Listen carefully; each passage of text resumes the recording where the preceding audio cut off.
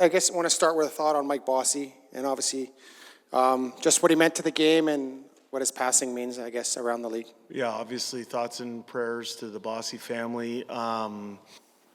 For me as a young man, I was born in 1976, so when I started to watch hockey seriously was during the height of the Islanders and Oilers rivalry there, and great players on both sides, and he's certainly one of the most prolific goal scorers in National Hockey League history, so we're thinking about him today.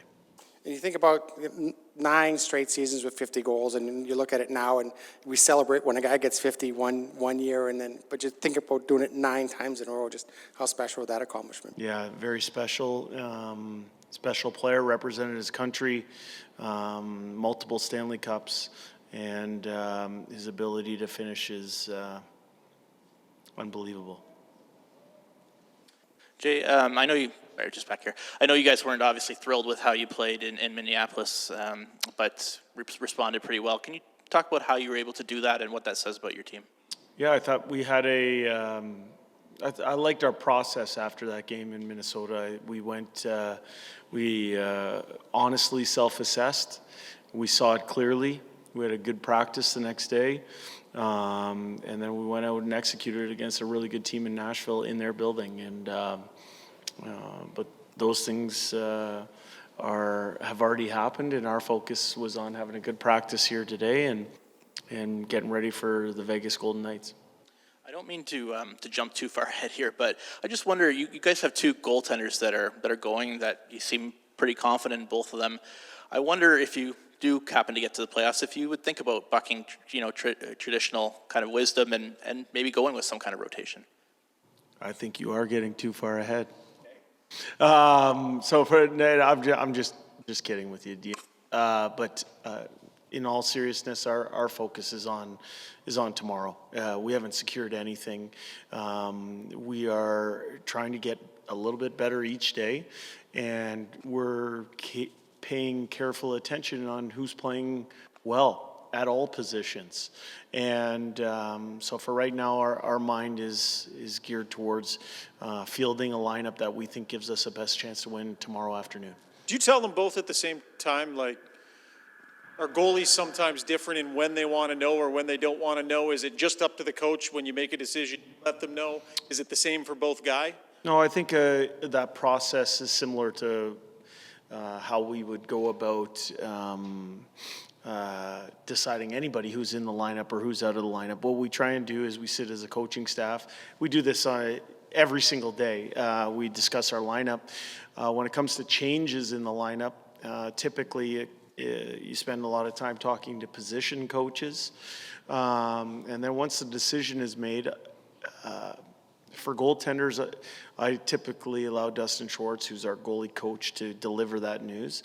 Any type of position player, if someone's being taken out of the lineup, I like to deliver that news personally. I want them to hear that from the head coach. But it's not something that we just don't put a lot of thought in. We put a lot of thought into who's going what in each game, and communicating our thoughts to our players, most importantly. Do we know who's going tomorrow? Are you telling us? Do we know who's going?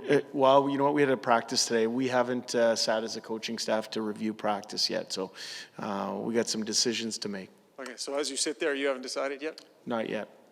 Just wanted to ask your philosophy on shuffling up lines. Because after that, Minnesota game, maybe the instinct is there to try some different stuff. You shook it up during the game.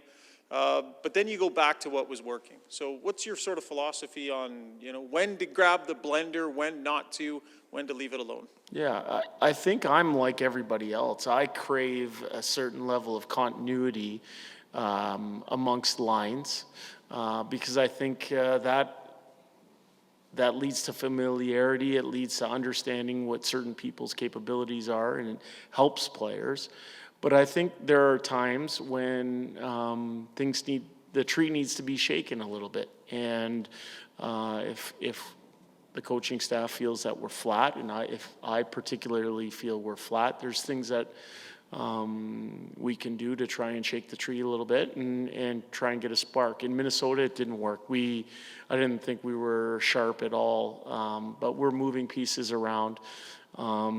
Last night we went 11-7, and I thought we got a good response from our team. So there's no hard and fast philosophy of this is what we're doing all the time. This is what it's more. I think you're searching for chemistry, and you're searching for. At times if you're struggling, just a little bit of a quick answer and see if you can get a spark. Jay, you say every game's a big game, but you're playing a team tomorrow, Vegas, that's trying to get into the playoffs, and they've had a bunch of injuries all year, but they seem like they're playing much better. What do you see from them, from watching video? Yeah, well coached, well structured. They have good players. I would say tomorrow's game's worth 2 points, and our intention is to bring it so that we walk away with those 2 points.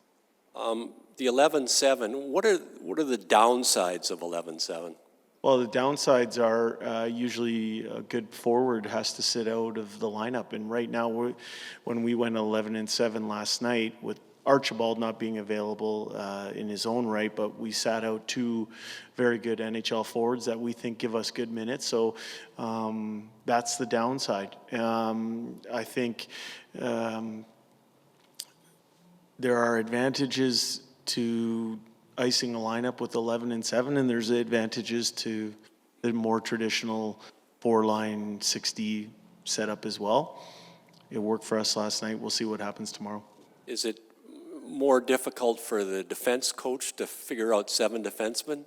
Or is it more difficult for the head coach to figure out, okay, I got 2 extra forwards here, and every couple of minutes I got to throw a center in or a winger with those 2 extra forwards? Yeah, I think it's challenging for the coaching staff, but fortunately we had the laboratory down in Bakersfield to kind of work through some of those kinks, and we feel comfortable icing it. In Bakersfield, we did it as part of what we felt was necessity and would help that team win games. And so if that's something that we feel gives us the best chance to win, we have experience doing it, and we feel comfortable if that's the route we want to go. You haven't settled, it appears, on a net front person on the first power play unit. Is that still kind of a work in progress? You have Hyman, you have Kane, you have Puljujärvi. Does it necessarily, they all bring different, I guess, attributes to that job? Yeah. I think Hyman had, for a couple weeks, had gotten a lot of the reps there. If you looked at the first power play last night, Kane was out there and we scored. Sometimes when you're dressing 11-7, it's a way to get people to allocate the minutes a little bit differently. All 3 of those guys are good options on the power play, and the power play has been pretty good lately. So we'll continue to do that as we move forward. Thank you.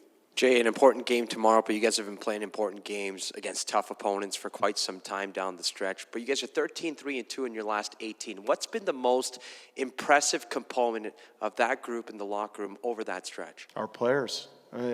Our players have been very impressive in the level of work they're bringing on a daily basis. Their commitment to detail, their ability to respond. We talked about that earlier here in this press conference, but we realize we're not perfect. We're quite clear on that. We're never going to play the absolutely perfect game, but we come each day with a mindset to improve, to work on our game, to refine our game, and it's a credit to those players in the dressing room. Jay, just one last topic for me, because you're talking about roster kind of composition, and I just wonder about Ryan Mccloud, and is there a way that each game you try to envision working him in, because he can play center, he can play wing, he can move up, he can play both special teams. Do you kind of go into every game with an open slate and yeah, he's going? Yeah. Yeah, I do. Yeah, I see what he's bringing to the table that night. He's very versatile, and I think he plays the game with a youthful enthusiasm about him. I think he's a popular teammate. I think he touches multiple facets of the game. You mentioned the power play and the penalty kill. He can play wing or in the middle, and his legs make us a faster team. So I like when he's in the lineup.